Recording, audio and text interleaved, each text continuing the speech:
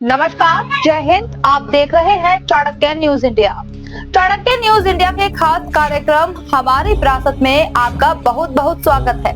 इस कार्यक्रम के दौरान हम बात करेंगे भारत की उन धरोहरों और परंपराओं की जो भारत की विरासत है। आइए शुरुआत करते हैं इस सफर। हर हर महादेव। मैं हूं अशोक मिश्रा और आज हम मौजूद हैं काशी में। हाँ, ये कह सकते हैं कि मोदी की काशी में। इसी घाट पर सन 2014 में जब पहली बार देश के वर्तमान प्रधानमंत्री गुजरात से नॉमिनेट होकर प्रधानमंत्री का चुनाव लड़ने के लिए काशी आए थे, तो इसी गंगा की घाट से उन्होंने ये कहा था, मैं आया नहीं, माँ गंगा ने बुलाया है। 2014 की काशी और आज 2026 की काशी का फर्क आप खुद देख पा रहे हैं। किस तरह से सभी घाटों का कायाकल्प हुआ है, किस तरह से यहाँ पर विकास हुआ है, किस तरह से यहाँ पे डेवलपमेंट हुआ है, वो आपके सामने है। बनारस का वो रंग, वो जो स्वरूप था, वो कुछ बदला है या नहीं बदला है, ये जानने की कोशिश हम आम जनता से करेंगे, लोगों से बात करने का प्रयास करेंगे, क्योंकि आज से हम इस बात की शुरुआत कर रहे हैं कि हमारी ये चुनावी यात्रा 2027 के विधानसभा चुनाव तक अब जारी रहेगी। मेरे साथ इस वक्त मौजूद है हमारे स्टेट हेड उत्तर प्रदेश रामबाबू यादव जी। यादव जी, पहले भी आप बनारस आ चुके हैं और बनारस को आपने देखा है। अभी जो बदलाव है 2014 के बाद से जो बदलाव हुआ है, कैसा महसूस कर रहे हैं? क्या ये बदला है या नहीं? सबसे पहले तो हम आपको बहुत बहुत धन्यवाद देते हैं। आप दिल्ली से चलकर उत्तर प्रदेश में काशी में आए हैं, जहां से ये प्रधानमंत्री आदरणीय मोदी जी का क्षेत्र है। और उस 2014 की काशी और आज की काशी में इतना फ़र्क है कि हम लोग उसको बता नहीं सकते हैं। बट यहाँ की जो नज़ारा देखने को मिल रहा है, जो व्यवस्थाएं देखने को मिल रही हैं, वो लग रहा है कि हम लोग कई जन्मों के बाद यहाँ आए हैं। 2014 से पहले जो जब आया करते थे और आज जब आए हैं, तो कई जन्मों के बाद हमको लग रहा है कि ऐसा कुछ परिवर्तन देखने को मिला। कल शाम भी, कल रात भी हम लोगों ने काशी को देखा। काशी की सड़कों पर जिस तरह से जगमगाहट थी, जिस तरह से पहले कभी आते थे तो काशी में हमेशा हम लोग ट्रैफिक में फंसते थे, घंटों लग जाता था शहर के अंदर आने में। पर जिस तरह से वो पूरा एकदम सन्नाटा सा, अकेलापन सा, ऐसा लगा कि एकदम किसी नए शहर में पहुंच गए, जहाँ पे कि आबादी नहीं है, ट्रैफिक नहीं है। क्या वास्तव में ये जो बदलाव हुआ है, क्योंकि बहुत से लोगों का कहना है कि काशी में कुछ बदला नहीं, क्या कहना है? काशी में इतना बदल गया है कि आज लोग जो पहले आते थे तो घंटों घंटों ट्रैफिक में फंसे रहते थे, उसको लेकर के आप आज देखे होंगे कि सड़कों की स्थिति, अन्य का उसमें क्षेत्र में जाकर के स्थिति, ये सारी स्थिति में इतना बदलाव हुआ है, इतना अच्छा लग रहा है कि यहाँ के लोगों से हम लोगों ने जो फीडबैक लिया है, जो जानकारी ली है 2014 के पहले और 2000 आज की स्थिति में बहुत अंतर हुआ है। मैं चलिए राजनीति की बात करता हूँ, उत्तर प्रदेश की राजनीति की बात करता हूँ। जिस तरह से उत्तर प्रदेश में बाबा योगी आदित्यनाथ की सरकार बनी, 2 टर्म पूरा हो गया, होने वाला है 2027 में दोबारा विधानसभा चुनाव है और अब तीसरा टर्म आ रहा है। आपको क्या लगता है कि जो कार्यशैली उनकी रही, विपक्ष जिस तरह से उन पर हमलावर होता रहा और वो जवाब देते रहे, उस कार्यशैली के तहत क्या लगता है कि वो तीसरी बार फिर अपने आप को थर्ड टर्म में ला पाएंगे? निश्चित रूप से आपको हम बताना चाहते हैं कि ये तीसरी बार श्री योगी जी मुख्यमंत्री बनने जा रहे हैं। जिस तरीके से, क्योंकि इन्होंने जो भी अपनी व्यवस्थाएं लागू की, जैसे 1 नंबर 1 पे जाइए, 0 टॉलरेंस की जो नीति है इनकी, और ये पहले हम लोग कहा करते थे उत्तर प्रदेश एक माफियाओं का प्रदेश है। इस पे जो इन्होंने काम किया है, ये आज की जनता इसमें इतनी सुरक्षित महसूस कर रही है कि जिसको लेकर के एक छोटा छोटा, जिसको हम लोग गांव में जाकर के जानने का प्रयास किया है, वहाँ से स्थिति देखने को मिली है कि जो 0 टॉलरेंस की जो नीति है वो बहुत अच्छी है। मतलब आपका कहना है कि वास्तव में उत्तर प्रदेश से माफिया खत्म हो गया? जी बिल्कुल, एकदम। यादव जी का कहना है कि जो 0 टॉलरेंस की इनकी नीति है, जिसके आधार पर माफियाओं का प्रदेश कहा जाने वाला उत्तर प्रदेश आज सुरक्षित प्रदेश की श्रेणी में आता है। हालांकि कल योगी आदित्यनाथ ने सुल्तानपुर में जनसभा को संबोधित करते हुए मंच से इस बात को कहा भी कि हमारे पास पहले एक जमाना था कि जब एक जिला एक माफिया का कहावत कही जाती थी, यानी कि 1 डिस्ट्रिक्ट 1 माफिया। तो अब 1 डिस्ट्रिक्ट 1 माफिया नहीं रह गया, 1 डिस्ट्रिक्ट 1 डेवलपमेंट का सिस्टम चल पड़ा है। इसी के आधार पर कल उन्होंने 819 करोड़ रुपए की योजनाएं जिनका शिलान्यास भी किया और वो बहुत सी योजनाएं उन्होंने सुल्तानपुर जनपद को दी भी है। हालांकि उनकी इन सब चीज़ों से 2027 के विधानसभा चुनाव में क्या फर्क पड़ेगा ये तो आने वाला वक्त बताएगा। लेकिन मैं बात करने की कोशिश करूंगा, मेरे साथ कुछ और भी लोग हैं। भैया आप यहीं से हैं, बनारस से हैं? कहाँ से हैं? बाहर से? पहले भी आए हो या पहली बार आए हो? पहली बार आए हो। चलो कैसा लग रहा है आपको यहाँ पे? अच्छा लग रहा है। अच्छा मस्त। हाँ, तो कहाँ से हो आप? हम यूपी बनारस के हैं, मतलब दूसरे जिला के रोहनिया में। चलिए और लोगों से बात कर। आप कहाँ से हैं भैया? यहीं से हैं। अच्छा, तो आप तो पले बड़े यहीं पे पैदा ही हैं। हाँ, हम पैदा ही यही हम करे। थोड़ा नजदीक आइएगा। 2014 से पहले जो घाट था काशी, वो और अब में क्या कुछ बदला है? बहुत बदल गया है क्या सर, बदला? बहुत बदला है। पहले कुछ और था, अब कुछ और लग रहा है। अब अच्छा भी लग रहा है पहले से। यहाँ पहले से ज़्यादा और लोग भी आने लगे हैं। आप लोग का रोजगार काम कर रहा है? हाँ, कम बढ़ा है। दुकान हम लोग का बहुत हो गया है यहाँ पर, चाय चौक। 2014 से पहले आप लोग काम धंधा करते थे और आप लोग हाँ, बहुत फर्क है, बहुत फर्क है, बहुत। यानी कि प्रधानमंत्री को यहाँ से चुनाव हाँ करने हाँ हाँ, से ये बहुत फर्क आ गया। हाँ, बहुत बदल लोग तो गया है। कहते हैं बनारस में कुछ नहीं लगता। नहीं, कुछ नहीं बदला, कैसे नहीं, बहुत बदल गया है। देखिए आप, तो आपके हिसाब से क्या बदला? हमारे हिसाब से यही है कि यहाँ पर कुछ और था। आप देख लीजिए, सफाई उफाई अब सब अच्छा हो रहा है अब उनके अथवा में। मतलब मिला के कहने का मतलब है कि अब स्थिति अच्छी है। अब अच्छी है पहले से। चलिए और लोगों से बात करने की कोशिश करूँगा। कहाँ से हैं भैया आप? हाँ? कौन सा शहर है?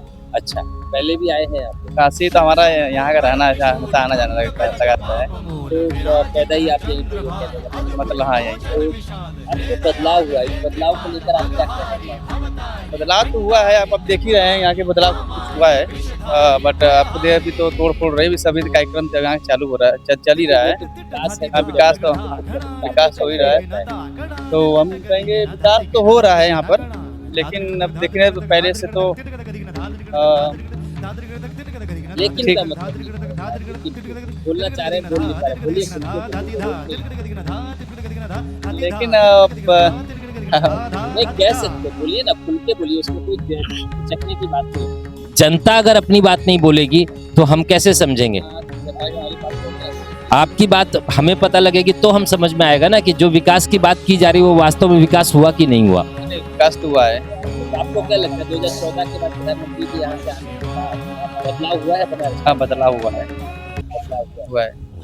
चलिए और लोगों से बात करने की कोशिश करूंगा। मेरे साथ और भी लोग मौजूद हैं। कहाँ से हो भैया? क्या करते हो? मैं वही ठेकर हूँ। अच्छा, बुजुर्गों को देखभाल करता हूँ। किसका? बुजुर्गों को देख। अच्छा, बुजुर्गों का देखभाल करते हो। ठीक है। हाँ। तो एक बात बताओ, बोलिए। बदला है काशी की नहीं? हाँ हाँ, काशी बहुत सारा बदल गया। क्या बदला? अरे बहुत सिस्टम बदल गया, पहले से अच्छा है। अरे सब तो बन ही रहा है, सब कुछ सफाई हो ही गया। अब क्या अच्छा से बने? घाट में दिख रहा है अंदर शहर। अंदर थोड़ा बन रहा है, अभी एक आध थोड़ा मोदी जी पूरा ही बनवा देंगे। अभी धीरे धीरे पूरा करेंगे ना। 10 साल में बदला काशी। 10 साल में हाँ बदला है, थोड़ा बहुत बदला है। काम धंधा, रोजगार, सब ओके, सही चल रहा है, फिनिश वाला। हाँ, खत्म नहीं, सही चल रहा इसका मतलब तो वही हुआ ना भाई। है। चलिए और लोगों से बात करने की कोशिश करूंगा। भैया कहाँ से हैं आप? सर गाजीपुर से। पहले भी आए हैं। जी, हम बराबर आते जाते हैं। कैसा महसूस हो रहा है? अच्छी फील हो रही है। कहने का मतलब काशी में आने के बाद अब पहले से थोड़ी साफ सफाई बहुत ज़्यादा, कहने का मतलब जो भी कंजेस्टेड वगैरह थे यहाँ पे आपके मैदागिन वगैरह अभी सब टूट रहे हैं। मुगल सराय में भी जो भी है, जहाँ तक देख रहे हैं कि अभी वो कंजेस्टिंग थोड़ी अब हट रही है। जो भी है जनता लोग को थोड़ी राहत मिल रही है। मतलब आपका कहना ये है कि 2014 से अब में काशी में बहुत बदलाव आया है, और जो अभी 2 बार हो गया योगी आदित्यनाथ को एज ए मुख्यमंत्री, प्रदेश में क्या महसूस करते हैं? कुछ बदलाव आया? प्रदेश में यही महसूस करते हैं कि क्यों बदलाव है, तभी तो बोल रहे हैं सर। कब से बोले जा रहे हैं बदलाव है तभी तो, कहने का मतलब इतने सारे बदलाव बता दिए। अब तो उनका चिट्ठा तो नहीं रखे हैं कि हम गिन गिन के बताएंगे क्या किए क्या नहीं किए हैं, ये तो नहीं बता सकते। तीसरी बार अब वो तो जनता डिसाइड करेगी। हम मेरे और आपके चाहने से होते तो फिर कोई बात नहीं है। है, सही है। क्राइम भी जो भी है, कहने का मतलब क्राइम के भी स्तर से देखा जाए तो थोड़ा बहुत क्राइम क्या, थोड़ा बहुत क्या, बहुत ज़्यादा ही परिवर्तनशील है। हाँ, परिवर्तनशील है। हाँ, जो भी है, क्राइम भी देख रहे हैं आप, जितना था पहले से अब बहुत वो है।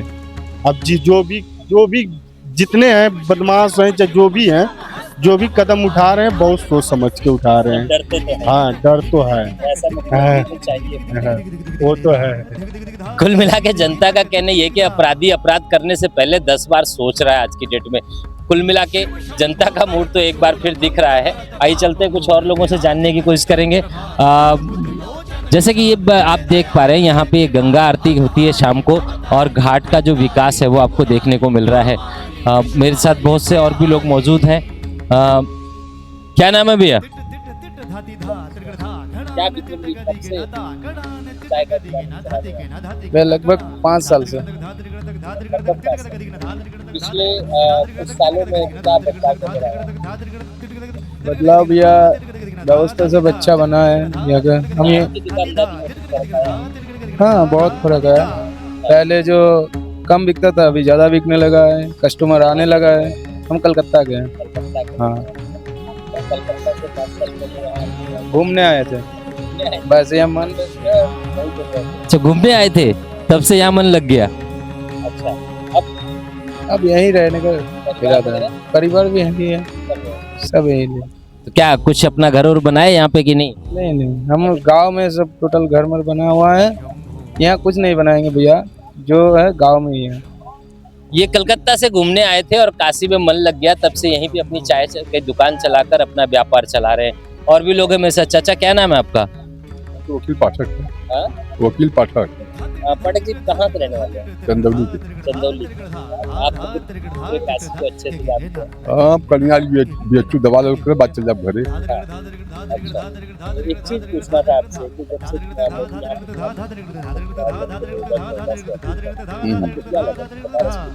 नहीं, बहुत बदल गया की, बहुत बदल गया।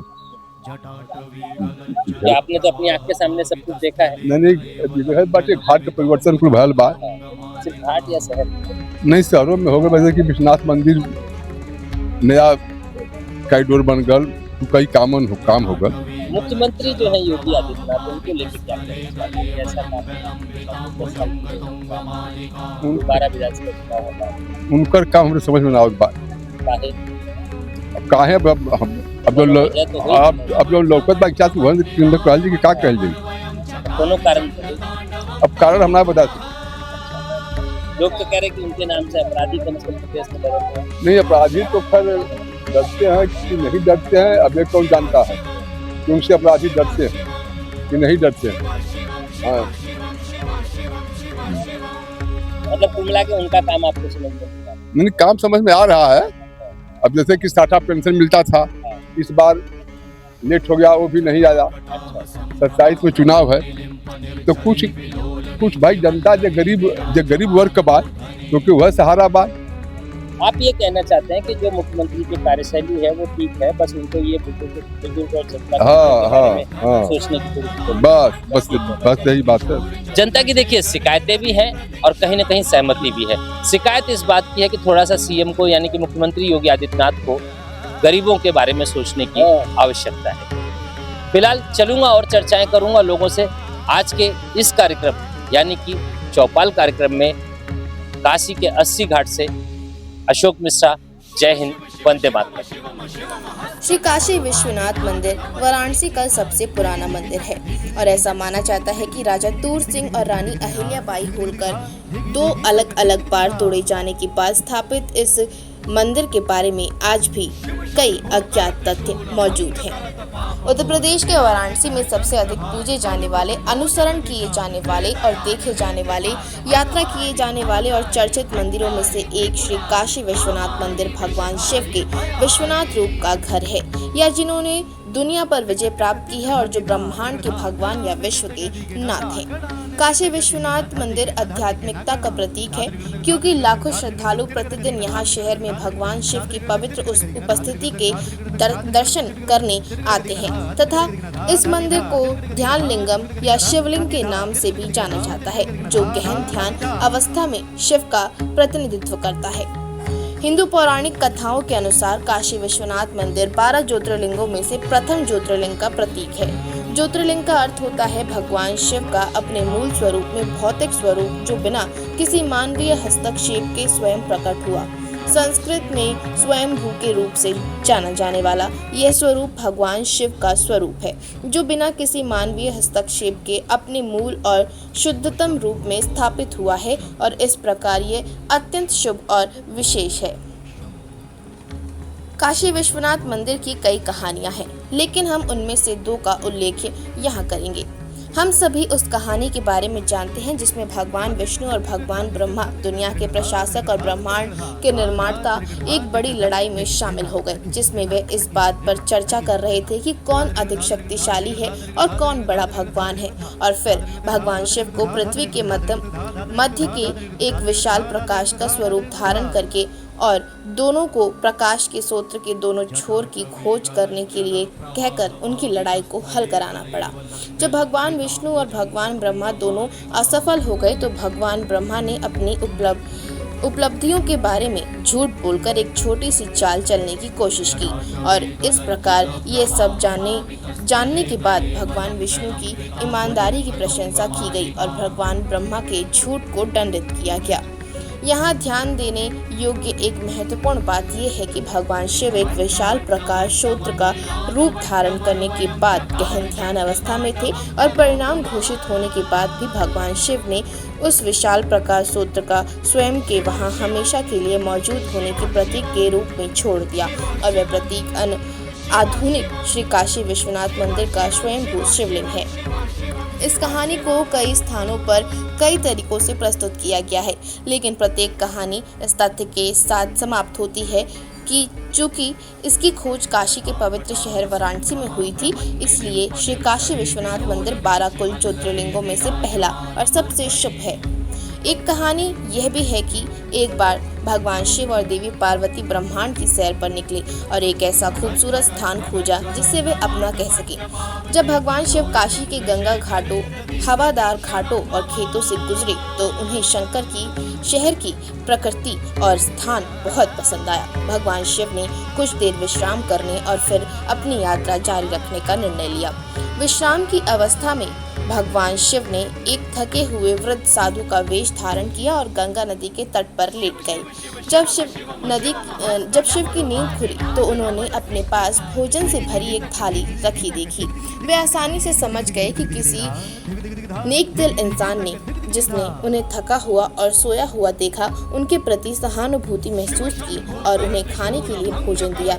इसलिए वाराणसी में एक बहुत प्रसिद्ध कहावत है, महादेव की नगरी में कोई भूखा नहीं सोता, यानी भगवान शिव की नगरी में कोई भूखा नहीं सो सकता। भगवान शिव ने वाराणसी के लोगों और निवासियों को आशीर्वाद दिया कि वे ना तो भूखे सोएं और ना ही किसी को भूखा सोने दें। इसके बाद भगवान शिव ने वाराणसी में कुछ और दिन रुकने का विचार किया और वे वहां से जाने के मूड में नहीं थे।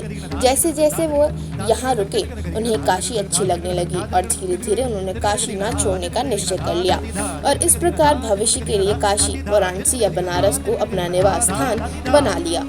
इसलिए वाराणसी को महादेव की नगरी या काशी नगरी कहा जाता है। अब भगवान शिव पूरे ब्रह्मांड का भ्रमण करने, यह जानने के लिए हर जगह क्या हो रहा है और वे वहाँ के लोगों के जीवन को कैसे बेहतर बना सकते हैं, एक भ्रमण पर थी। हालांकि काशी या वाराणसी से आगे नहीं जाना चाहते थे, इसलिए देवता और देवगण बहुत तनावग्रस्त और भ्रमित थे। तभी नारद ऋषि एवं संत नारद को एक विचार सूझा। उन्होंने देवी पार्वती, जो पहले से ही परिक्रमा पूरी कर चुकी थी, अनुरोध किया कि वे भगवान शिव के पास जाएं और उनसे कैलाश पर्वत पर वापस आकर उनकी भूमिका फिर से संभालने का अनुरोध करें। लेकिन भगवान शिव ने जाने से इनकार कर दिया और इसलिए देवी पार्वती ने कहा कि वे तभी जाएंगी जब शिव चले जाएंगे, अन्यथा वे जीवन भर काशी में ही रहेंगी। भले ही एक कठिन परीक्षा थी और कुछ समय बाद समाप्त हो जानी थी, धीरे धीरे सभी देवी देवता और बाबा काशी आए और भगवान शिव से काशी छोड़ने का अनुरोध किया। लेकिन किसी तरह धीरे धीरे उनमें से प्रत्येक को इस शहर से में शांति, सांत्वना और आराम मिलना शुरू हो गया। हर कोई यहाँ लंबे समय तक रहना चाहता था, इसलिए सभी देवता ने काशी में रहने लगे। और जब काशी में रहने लगे तो उन्होंने भजन कीर्तन, पूजा अर्चना और दैनिक कार्य काशी में ही करना शुरू किया, जिससे यह पहले से ही कहीं अधिक दिव्य लगने लगी। यही कारण है भगवान शिव की काशी के प्रति आसक्त हो गए और उन्होंने इसे आनंदवनी कहा, अर्थात वह स्थान जहाँ बहुत शांति और आराम है। यही कारण है वाराणसी एकमात्र ऐसा स्थान है जहाँ प्रत्येक देवी देवता और भगवान के लिए एक स्वयंभू मंदिर है। इसलिए काशी सभी देवताओं और देवियों का स्थान है। काशी में जन्म लेने या मरने वाले हर व्यक्ति के लिए इस जगह में एक विशेष जुड़ाव होता है और यही बात है यात्रियों के साथ भी शुरू होता है। इस प्रकार काशी विश्वनाथ एक शिवलिंग के रूप में अस्तित्व में आया, जिसमें शिखर के माध्यम से भगवान शिव के दर्शन मात्र को सर्वाधिक महत्व दिया जाता है। हर हर महादेव बम बम बोल रहा है काशी।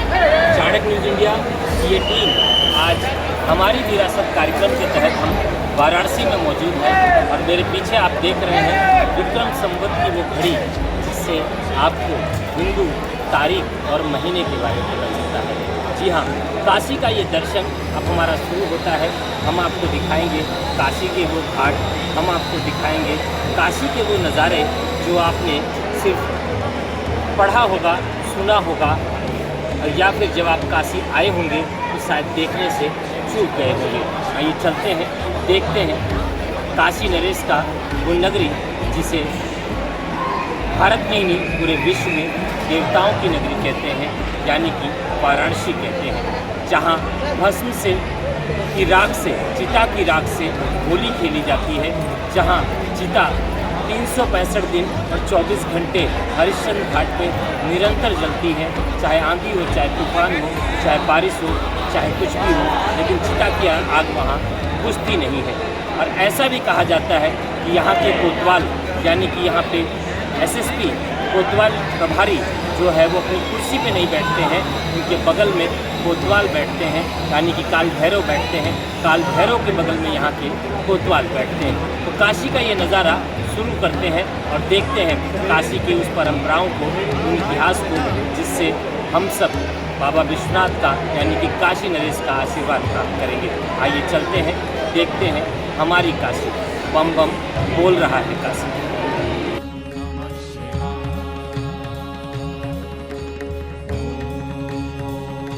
मेरे पीछे आप देख रहे हैं विक्रमादित्य वैदिक मिथुन, रेवती, नवमी, संक्रांति, 8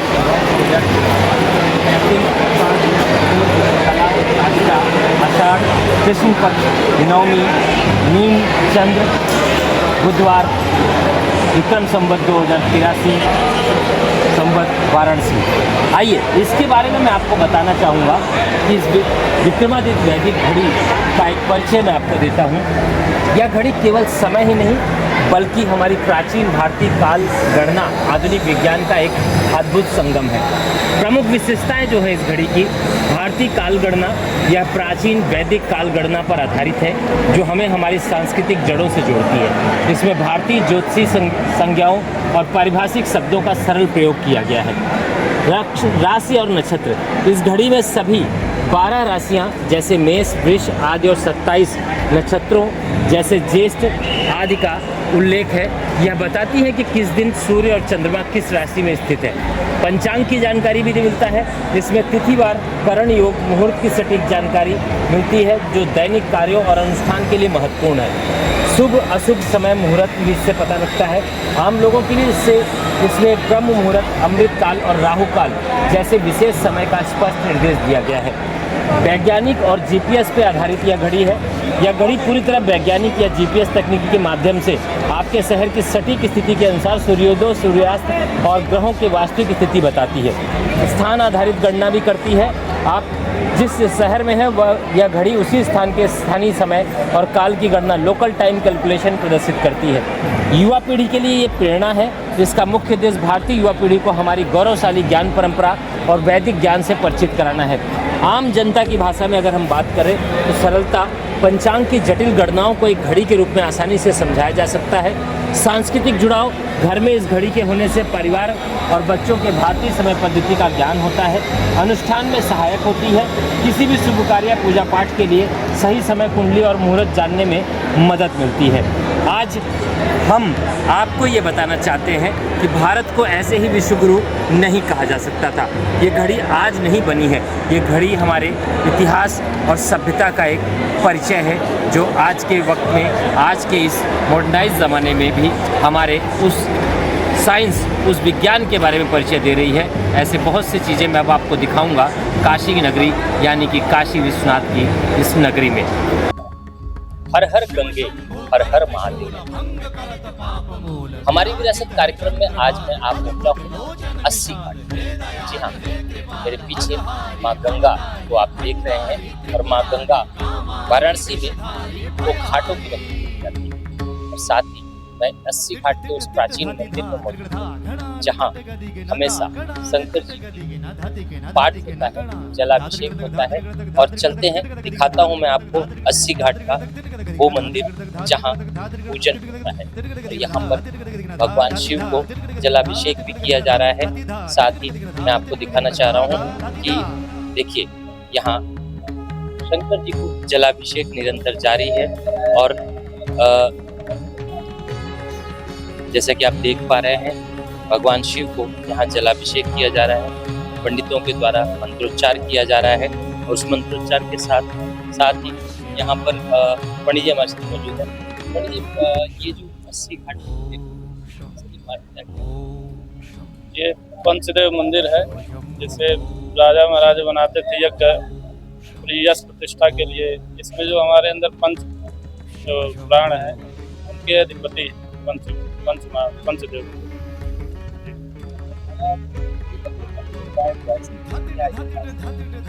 इसका विषय जैसे युद्ध में विजय आदि दिलाने के लिए राजा महाराजाओं बनाते थे, ये निर्माण ये कम से कम 500 वर्ष प्राचीन। इसी मंदिर के नाम से 80 घाट का स्थापना हुआ था। 80 माने होता है तलवार। भगवती ने जो है सिंह निशुंभ का वध की थी, तलवार ही फेंक दी थी, तो वहीं से 80 ने। ये 80 घाट का इतिहास आपको पंडित जी ने बताया और मैं और भी जानना चाहूँगा पंडित जी से। पंडित जी, अगर मैं बात करूँ तो जिस तरह से कहा जा रहा है कि काशी का बहुत विकास हुआ, डेवलपमेंट हुआ, आपको क्या लग रहा है कि वास्तव में विकास हुआ? 80 घाट पे आप हमेशा मौजूद हैं। पहले से बहुत विकास हुआ। आस्था भी बड़ी है। पहले से जो घाटों में गंदगी रहती है, अभी और भी विकास की आवश्यकता है। जी जी, अभी जैसे थोड़ा साफ सफाई। ये बताया कि घाटों की अभी साफ सफाई को और अच्छा करने की जरूरत है। मैं आपको दिखाना चाहूँगा, मंदिर है ये 80 घाट का वो मंदिर है जहाँ पर युद्ध में विजय के लिए राजा महाराजाओं के द्वारा पूजा पाठ किया जाता था। और क्योंकि ये मंदिर बहुत प्राचीन, लगभग 500 वर्षों पुराना मंदिर है। माता जी यहाँ पे पूजा कर रही हैं। और सबसे बड़ी बात ये है कि ये गंगा घाट का वो मंदिर है जिसको लेकर बहुत सारी मान्यताएं हैं, आस्था है और सम्मान है। ऐसे ही और भी ऐतिहासिक चीजें मैं आपको दिखाता रहूंगा। जुड़े रहिए चाणक्य न्यूज इंडिया के साथ। जय हिंद, हर हर महादेव। बम बम बोल रहा है काशी। वास्तव में जो काशी के लिए कहा जाता था, आज वास्तव में वो स्वरूप, वो दीदार काशी नरेश के जो हमने आज किया, ऐसे में ये बात पूरी तरह चरितार्थ साबित हो गई कि वास्तव में बम बम बोल रहा है काशी। काशी विश्वनाथ मंदिर से अशोक मिश्रा। जय हिंद, वंदे मातरम।